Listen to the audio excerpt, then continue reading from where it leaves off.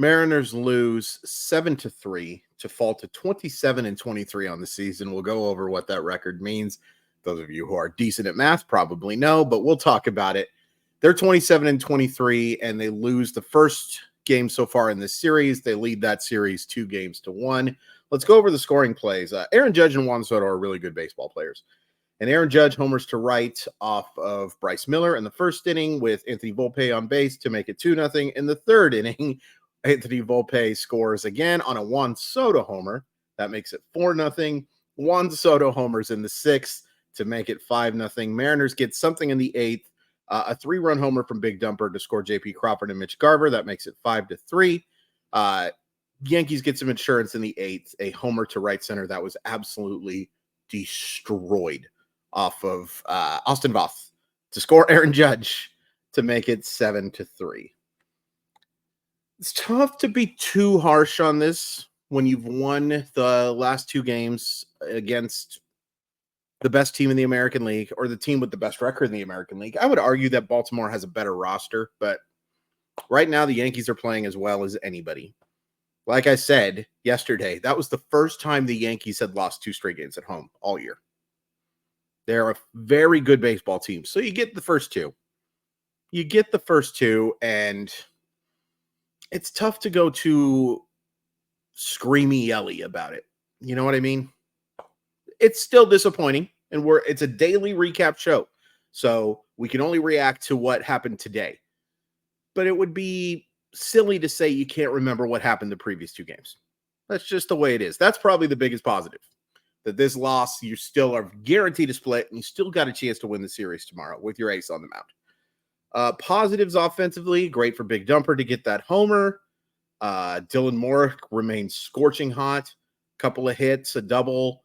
Ty France draws a couple of walks. Does go over 2, but nice to see the patience at the plate. On base percentage up to 294. Not great, but you know, with how much he has scuffled prior to this week, and he's had some massive hits this week, no question about it. It's nice to see some walks. You get on twice, you have a pretty good game. That's pretty much it. Oh, and J.P. Crawford reaches 3 times. Nice to see that, hitting at the top of that lineup, looking more like the option that they had in 2023.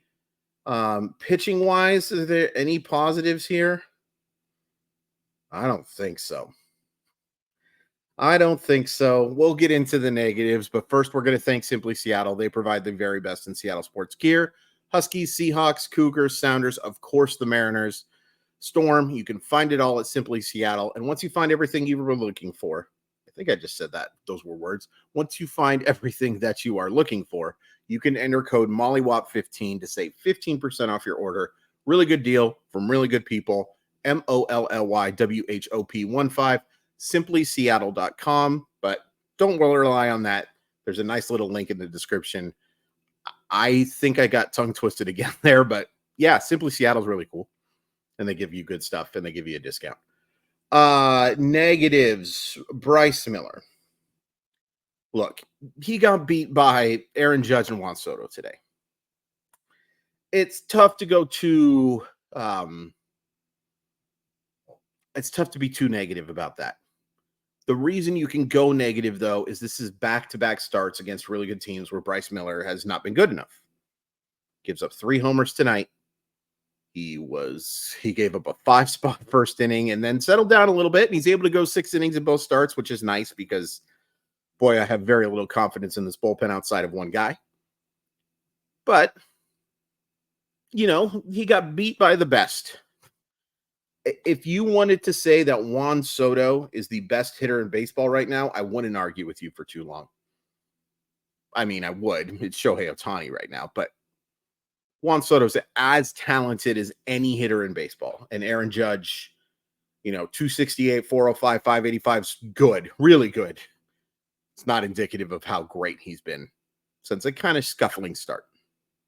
They're phenomenal players. They are very, very, very possibly ending up in Cooperstown. Might even bet for it. Aaron Judge is going to be kind of a fascinating case. We'll talk about that in some other video. But Aaron Judge and Juan Soto are 2 of the very best players in baseball. And getting beat by them isn't a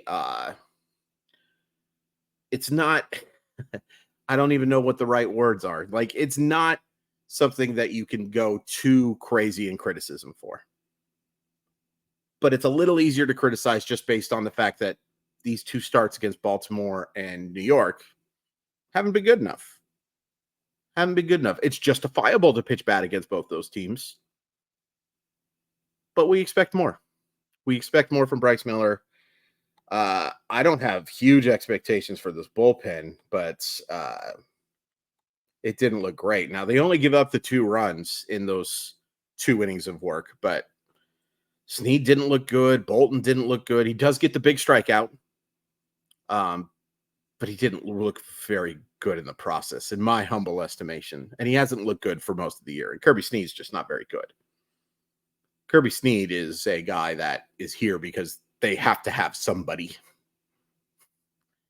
And then Austin Voth. And I got to nitpick with Scott Service here a little bit and nitpick with Hollander and DePoto here. It's a 5-3 game when Austin Voth comes in to pitch to those guys. You're still in this thing. Again, bloop and a blast. But you take that away when you give up a hit and then a long homer to Alex Verdugo. I mean, a long homer. Alex Verdugo does not get to stare down very many homers. Like, he's not like he's bereft of power, but he's not a guy who usually gets a chance to stand and admire. He could stand and admire that thing all day. I just don't know how long you can go without improving this bullpen. Luckily for the Mariners, this division's a train wreck, so maybe they feel like they can get away with waiting a little bit longer, but I don't know. Offensively, Julio was terrible. Horrible game. Got deep in some counts and then just missed a homer as well. But the 3 strikeouts, that can't happen. Like, he has a good at bat. He works the count in that first strikeout. And then he misses a pretty darn hittable cutter. The timing just isn't quite right. And we can point out the fact that in 2022, he was bad to start the year. In 2023, he was bad to start the year. So obviously, there's lots of time for these numbers to get to where we want them. But right now, he's hurting them offensively. He's more than making up with it, in my humble estimation, with the glove. But I think you got to move him down the lineup. And they did that last year, and it worked. I'm not even saying you move him to like 7th or anything like that. I would just put him in the 3 spot. Put him in the 3 spot. Against lefties, I'd have him leading off. I still think that's the best spot for Julio. That leadoff spot. There's been evidence of how much better he's been in that spot than he has in that 2 spot. I get it. You want JP Crawford and his on-base skills to hit there, and most of the analytics point to the guy that you want hitting best, hitting second. It just hasn't worked that well. I would have Julio Rodriguez leading off or hitting 3rd. I talked about that before the season. I talked about that a lot during the last season. By the way, this being the 50th game, I really appreciate everybody who's come out. Like, the channel growing, it's meant a lot. It's meant a lot. I just thought of that as when I'm talking here, that this was the 50th game. That's 212 recaps that I've done. Technically 213. Well, no, because 212, because I was lazy and did a doubleheader in one video. So thank you. Really, really appreciate the support. Anyway, he wasn't good. Polanco, glad to see him back in the lineup, but he wasn't good. Urias wasn't good. Rayleigh, after pinch hitting, was not good.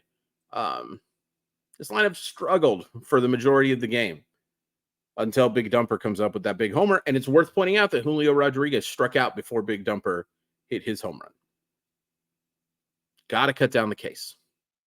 And if you're not going to cut down the case, it's got to come with more power than this. There. I said bad things about Julio Rodriguez while still complimenting his defense. The biggest negative from this game, as I mentioned it, the Mariners are now 27-23, which is an even 50 games, like I just talked about. Do you know what the Seattle Mariners winning percentage is today?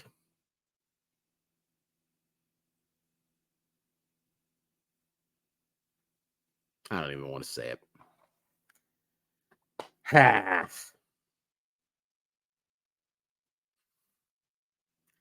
And it's good enough for first place right now. And, you know, lots of good stuff that's happened after the 6-10 start. But boy, seeing that win percentage and then remembering those comments, I'm sorry, it's tough to forget. And it's real tough to forgive. So tomorrow they still have a chance to win the series. It's Luis Castillo on the mound for the Seattle Mariners. I think it's Heel on the mound for uh, the Yankees. Real quick, I'm sorry that I keep calling him Andre Munoz. It's Andres. I'm very sorry. I really try hard to get names right.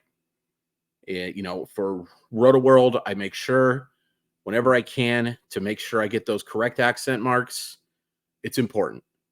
It's important. So I do apologize. Anybody who thinks that I'm not making an effort, I am. I'm definitely making that effort. So I do apologize. Just like how I was calling him Arias at the beginning of the year. It's not his name. It's not his name. So I'm going to work on being better about that type of stuff. But the reason I thought of that is because a lot of people think his name's Gil. It's not. Coming off a 14 strikeout game, I'll be curious to see how he pitches against Seattle. There's no question that dude has good stuff.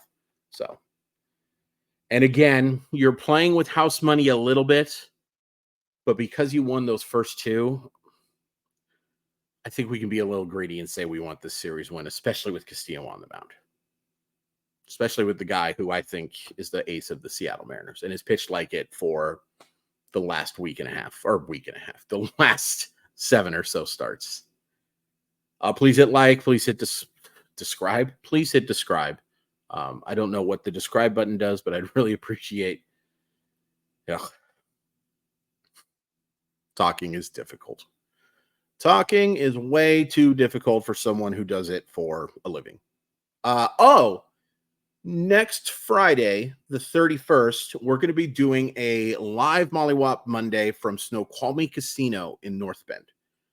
Be great to see some of you guys out there. I'd really appreciate it. I'll hang out for a little while after. I'll probably be there a little bit before because I'm a crazy person. And if I'm supposed to be there at noon, I usually get there about 10:30. I'm just an insane person. I'm that person that they joke about for the airport, the dad that gets there 6 hours early. Yeah, that's me. That is absolutely me. I am a insanely punctual person. It's extremely important to me. So, yeah, I will be there, and I'd love to see you guys there as well. I just watched Aaron Judge hit a homer while I'm recording this. Obviously, the replay is going on. Why haven't I hit end yet? I love you guys. Talk tomorrow.